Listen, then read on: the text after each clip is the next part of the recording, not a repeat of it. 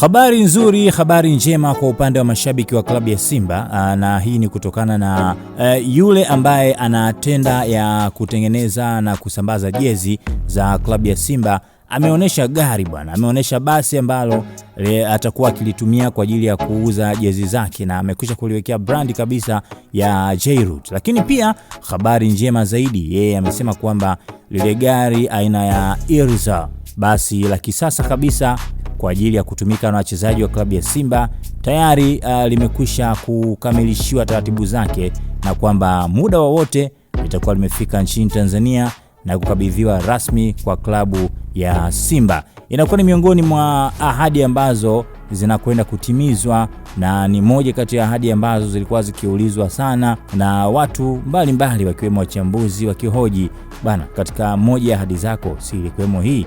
Haya, mambo yako hivyo. Lakini pia wapo ambao nimeona katika comments wameenda kumuomba kama vipi aingilie swala la usajili, pia aweze kuwaletea wachezaji ambao wanaweza kuwa na ushindani mkubwa na mkali katika klabu hiyo ya Simba kwa ajili ya kuweza kupambana na klabu nyingine katika michuano tofauti tofauti.